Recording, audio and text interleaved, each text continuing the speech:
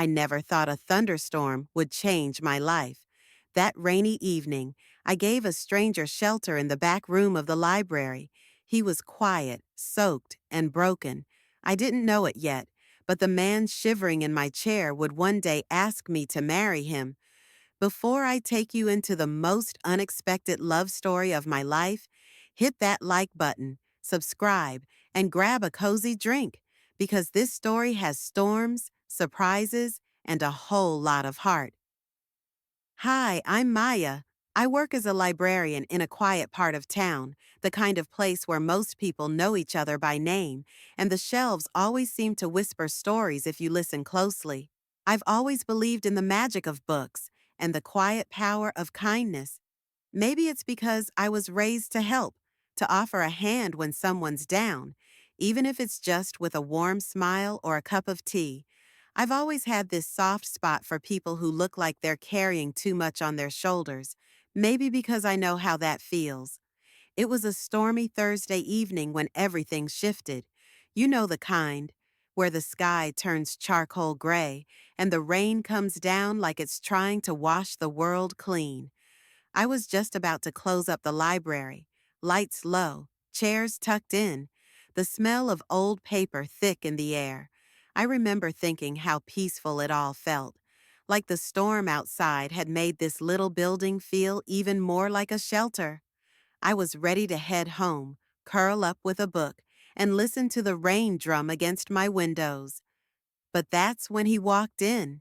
He wasn't loud. He didn't knock. He just stepped in, soaked to the bone, standing there like he wasn't sure where he was or why. I should have asked him to leave. Policy said I should. But something about him made me pause. There was a heaviness in his eyes, not just from the rain, but from life. And in that moment, I didn't know that this man, this quiet, wet stranger, would end up turning my whole life inside out. Because he wasn't just someone seeking shelter. He was walking straight into my story. The rain didn't let up. It only got worse. The kind of downpour that makes your shoes feel like sponges in seconds. Lightning flashed across the sky, lighting up the rows of books like some kind of ghost story. I was standing near the front desk, keys in hand, just about to lock the door when I saw him. He was standing just outside the glass doors, his hood pulled low, clothes soaked through. For a second, I thought maybe he was lost or just needed directions. I opened the door slightly and said, "Library's closing, sir," as gently as I could. He looked up at me, and I'll never forget his eyes. Tired, kind, like he hadn't had a real night's sleep in weeks. He didn't say much, just nodded and mumbled something like, "Sorry, I just needed somewhere dry." Now, maybe it wasn't the smartest thing to do, but my heart kicked in before my brain.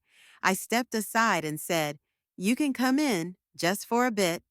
He walked in slowly, trying not to drip too much on the carpet. I could see him shivering under his jacket.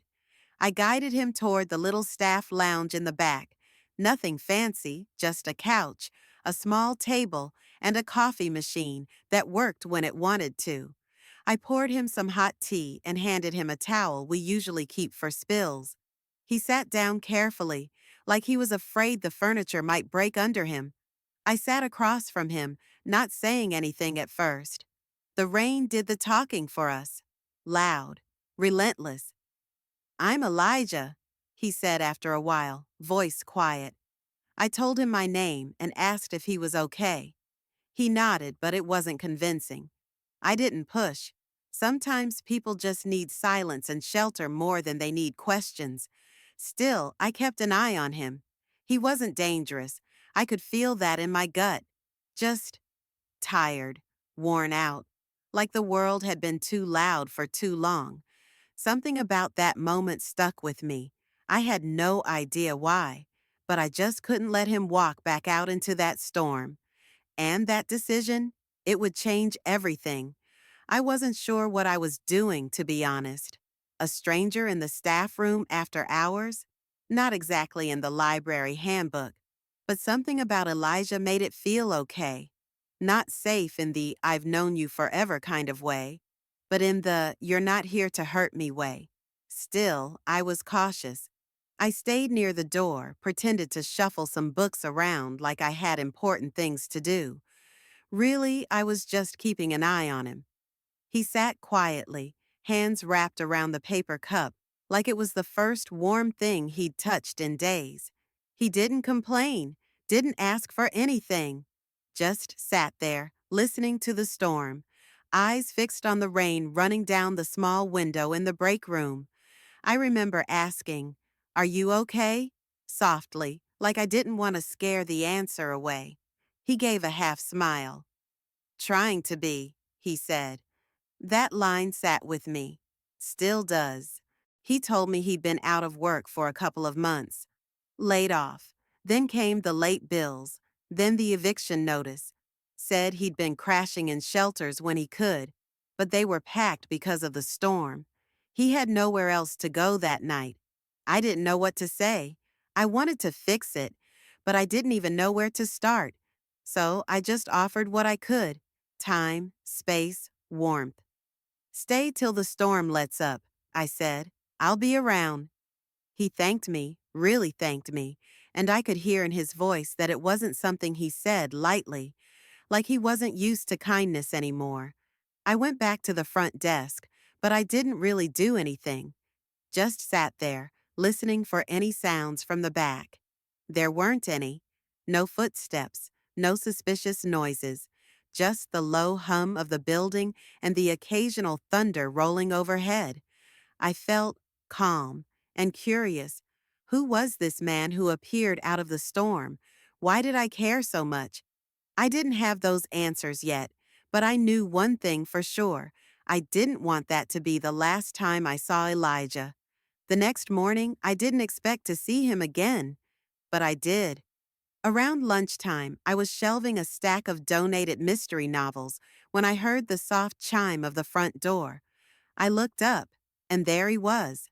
Elijah, cleaned up a bit, still wearing the same jacket, but something about him looked lighter, like a tiny piece of him had rested. He nodded at me, unsure if he should be there. "You're back," I said, surprised but happy. "Yeah, hope that's okay?" he asked, his voice low.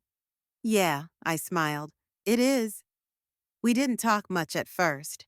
He wandered through the shelves like he belonged there, slow and careful. I could tell he respected the space. He found a book, Things Fall Apart by Chinua Achebe, and sat quietly in the corner to read. About an hour later, I walked over with 2 mugs of tea. I handed him one and sat a few feet away. "What made you choose that book?" I asked. He smiled faintly. "Read it a long time ago. Thought maybe I'd see it differently now." That answer stuck with me, simple but deep, and it opened the door.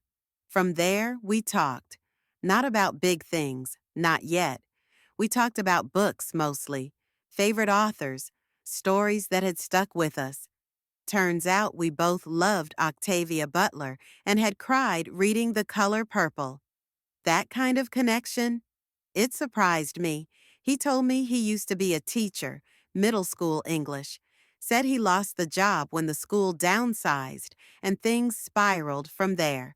No bitterness in his voice, just quiet resignation, like someone who'd stopped fighting the current and decided to float. I listened.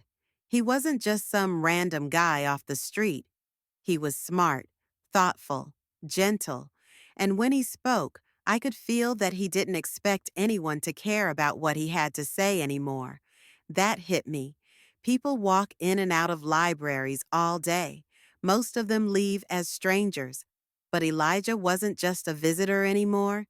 He was a question I wanted to keep answering, and for the first time in a long time, I felt like maybe, just maybe, he was wondering the same about me. Days turned into a rhythm I didn't see coming. Every evening around the same time, Elijah would show up. Never asked for anything. Never stayed long. He'd grab a book, sit in that same corner chair, and read quietly. Sometimes I'd join him. Sometimes we'd talk, and other times we didn't need to say a word. The silence between us felt peaceful, comfortable. I started bringing an extra sandwich in my bag, just in case I accidentally packed two. He always hesitated but eventually took it. I pretended not to notice when he tucked it away, like it meant more than he let on. One evening, we sat outside the library after closing, drinking vending machine coffee under a flickering street lamp. We talked about everything: music, childhood, even our favorite cereal. He made me laugh, like really laugh, the kind that sneaks up on you and makes you forget how heavy the world feels. It was around then I realized something was happening. I started looking forward to 6 p.m. more than I should have. I'd fix my hair a little in the staff bathroom. I caught myself scanning the door, waiting for that little chime to ring. It wasn't just about helping someone anymore. I liked him. His presence made the library feel different, warmer somehow. One night, as we closed up, he offered to help me carry a box of books to my car. I handed it over, teasing, "So, now you're my assistant too?" He smiled. "I'll take any job that lets me hang around you." I froze for a second. Was he joking? Flirting? Both? He didn't push, just smiled, loaded the box, and wished me a good night. That moment lingered. I told my best friend about him a few days later. She raised an eyebrow and said, "Girl, are you catching feelings for the library mystery man?" I laughed it off, but deep down, I already knew the answer. It wasn't just his kindness or the way he listened. It was how he made me feel like I wasn't just some quiet girl behind a desk. He saw me, really saw me, and without even meaning to, I started seeing him too, clearer every day. I remember the night everything shifted. It had been raining again, not as hard as that first storm, but cold and steady, the kind that soaks into your bones. I stayed a little late finishing inventory, hoping maybe Elijah would show up like usual. But he didn't. The clock hit 7:30, then 8, and I knew something was off. I packed up fast and decided to take the long way to my car, just in case he was nearby. And that's when I saw him, huddled under the back awning of the library, knees to his chest, his jacket pulled tight, trying to stay dry. My heart sank. "Elijah?" I rushed over. He looked up, startled at first, then gave me a tired smile. "Hey," he said softly, like this was totally normal. "What are you doing out here?" I asked, kneeling beside him. The shelter was full tonight. I figured this was the next best thing. He shrugged. I was angry. Not at him, but at the world. At how someone like Elijah, smart, kind, trying, could be left outside in the cold like he didn't matter. "You can't sleep out here," I said. "You'll get sick." "I'll be fine," he said. But even his voice sounded fragile. That's when I made a choice I didn't even think about. "My friend has a spare room," I said, lying through my teeth. "She's out of town. You can stay there for a few nights. Warm, safe, no expectations." He stared at me, unsure. "I don't want to be a burden," he said. "You're not," I replied, almost too quickly. "You never have been." He hesitated, then finally nodded. "Okay, just a few nights." That night, I let him into my home. Not just the physical space, but my life, too. I made him soup, gave him a blanket and fresh clothes I had from a donation drive. He kept thanking me like I'd handed him gold. I told myself it was temporary, just until he found something better. But deep down, I knew. This wasn't just about shelter anymore. This was about trust, about crossing a line that couldn't be uncrossed. And honestly, I didn't want to go back. At first, I tiptoed around the whole situation. I didn't want Elijah to feel like a guest, but I also didn't want him to feel like a charity case. So I treated it like we were roommates, awkward ones at first. The first morning, I left a Post-it on the fridge. There's cereal and eggs. Help yourself. I'll be at the library. When I came home that evening, the dishes were done, and there was a folded napkin with Thanks E written on it. And that became the rhythm.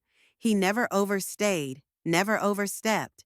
He helped with little things, fixing the wobbly kitchen chair, changing a bulb I couldn't reach, even organizing my bookshelf alphabetically and by genre, which I teased him about endlessly.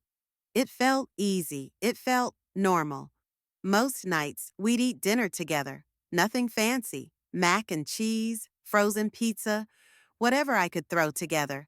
But those meals were filled with conversation, not just surface stuff either. We talked about real things, his childhood in Detroit, my dream of opening a community reading center, our worst dates, favorite cartoons, everything. I learned that Elijah used to write poetry. He kept that part of himself quiet, almost embarrassed by it. But one night, I convinced him to share something. He pulled out a crumpled notebook and read a piece about silence, how loud it can feel when no one's listening. I sat there with goosebumps. I'd never heard anything so honest. That night, I told him something I hadn't said out loud in years. I'd been lonely. Not just, I want a boyfriend lonely, but the kind where you walk around smiling and helping everyone else and still feel invisible. He looked at me and said, "You don't feel invisible to me." That moment, I still think about it.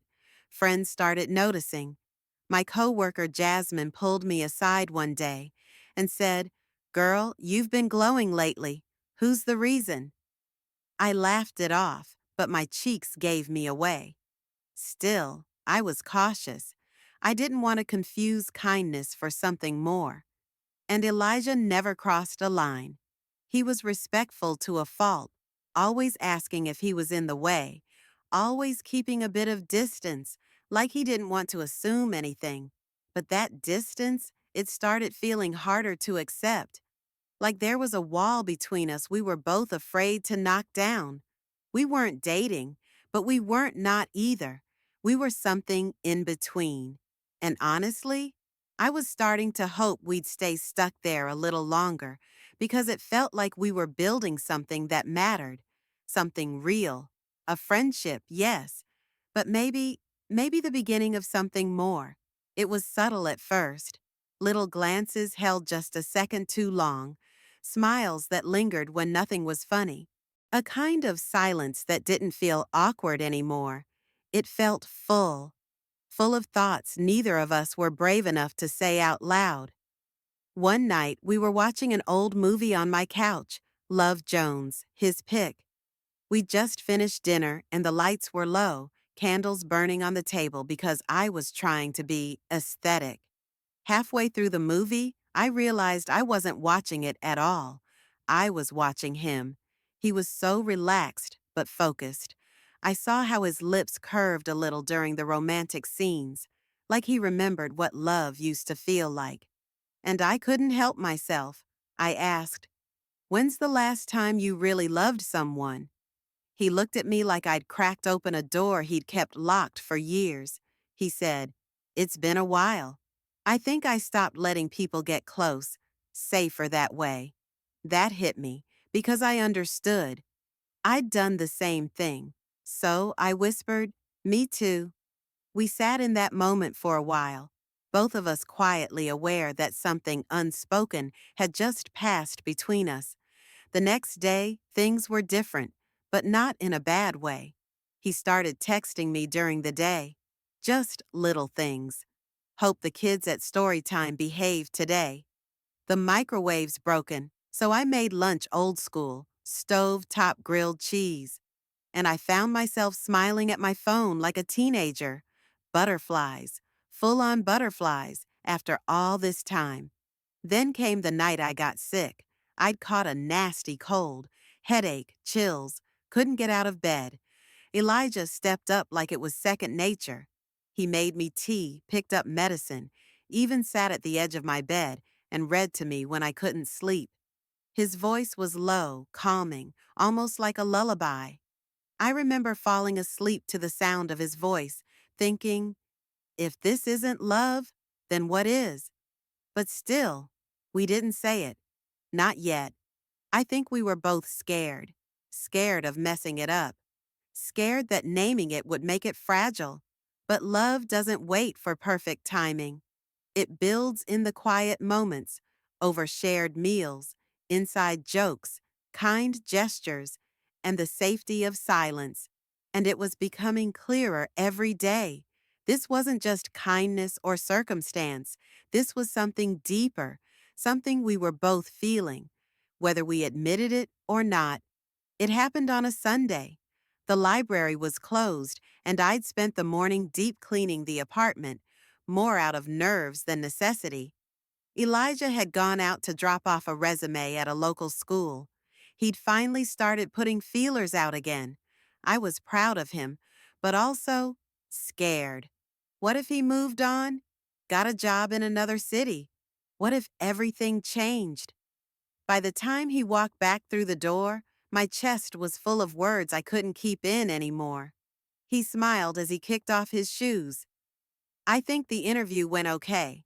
The principal seemed cool. I nodded. That's great, Elijah, really. But my voice cracked a little on the last word. He noticed. You okay? And just like that, I wasn't.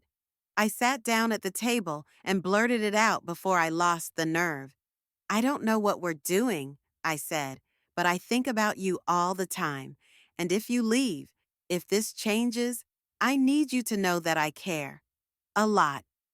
He froze, not in a bad way, just surprised, like he'd been waiting too. He stepped closer, slowly, carefully, like he didn't want to spook me. Then he sat down, looked me straight in the eyes, and said, Maya, I've cared about you since the day you let me in out of that storm. I didn't say anything because I didn't want to mess it up, but I've been falling for you for a while now. I didn't expect to cry, but I did. Not big, messy tears, just quiet ones, relief, joy, that sweet ache you feel when something true finally shows itself. He reached across the table and took my hand. His touch was gentle, but certain. You didn't save me, he said softly. You saw me, and that means more than you know. That moment, no big kiss, no dramatic music, just two people sitting across from each other, finally saying the thing they'd been holding back. It was perfect, simple, honest, real, and I knew right then, this wasn't just a chapter in my life. It was the beginning of a new story entirely. After the confession, everything felt lighter. We didn't rush anything. There were no grand gestures or Facebook status updates. We just let ourselves be, finally, without tiptoeing around the truth. That night, we watched a movie. Again.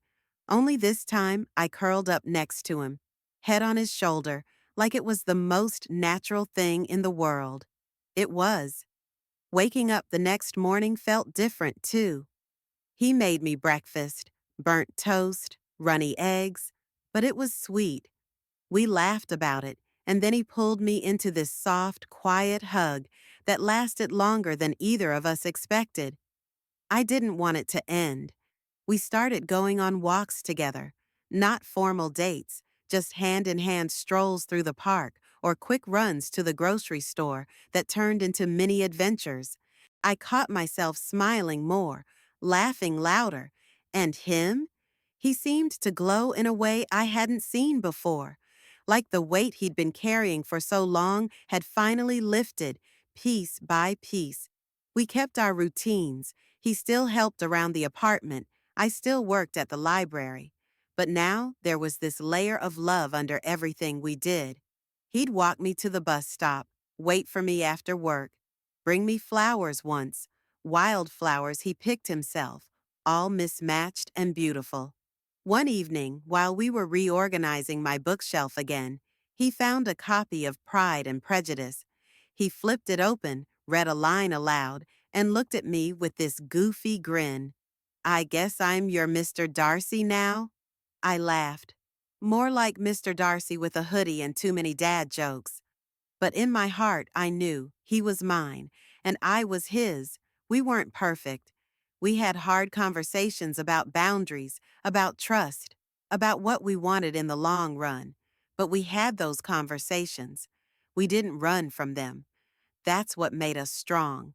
Our love wasn't flashy or dramatic. It was quiet, rooted in care and patience, in late night talks and early morning tea, in forgiveness, in presence. And as each day passed, the line between where I ended and he began blurred, in the best possible way. We weren't just falling in love. We were building something solid, something that could last. About 6 months after we had that talk, the one where we finally told the truth, we started talking about the future, not in a rushed way, not like we were racing toward anything, just gentle conversations on the couch, in between sips of tea, or while brushing our teeth side by side in the tiny bathroom. Little things like, would you ever want to move to a quieter place? Or, what would our living room look like if we had our own place? The funny part? It never felt scary. We'd both lived through enough storms, literal and emotional, to know what chaos looked like. This was the opposite of that. This was calm, intentional, safe. Elijah found steady work again, not as a full-time teacher yet, but tutoring kids and leading reading groups at a nearby youth center. Watching him walk into that space, confident, calm, lit up from the inside, it reminded me of the man he always was, long before I met him. We celebrated with takeout and a dance party in the kitchen. No music, just us, laughing and spinning like kids. And me? I started dreaming again. I pitched the idea of a mobile library van for underserved neighborhoods. Elijah said, "Let's build it together." And I believed him. Then, one evening, while folding laundry on the floor, he pulled out a tiny box. No candles, no kneeling, no big setup. Just him, sitting cross-legged in his favorite hoodie, looking nervous as hell. He said, "I don't need a perfect moment. I just need you. You're my peace, Maya. You're my home. Will you keep building this life with me?" I cried. Of course I cried. And I said yes, because in the end, the love we had wasn't about sweeping romance or grand declarations. It was about showing up for each other, day after day, in the small, steady ways. From a stormy night in a library to that quiet moment on the carpet, surrounded by socks and sunshine, we had created something beautiful, not a fairy tale, something better, a new beginning, real, imperfect, and ours. We got married in the spring.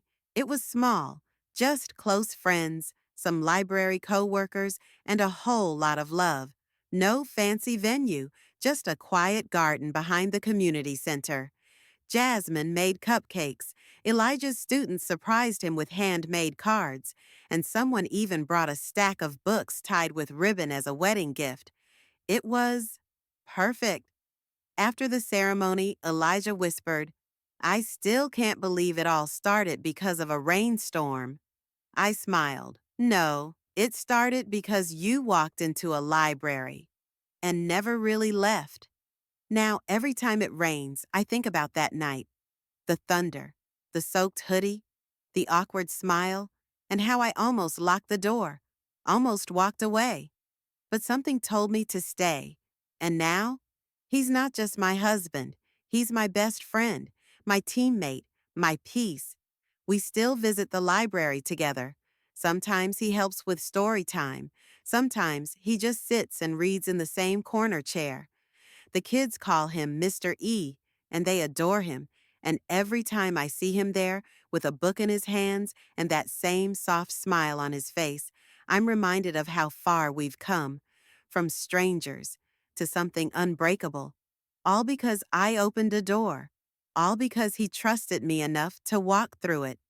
So if you ever wonder if small kindnesses matter, if one moment can change everything, remember this: they do, they can, and they did.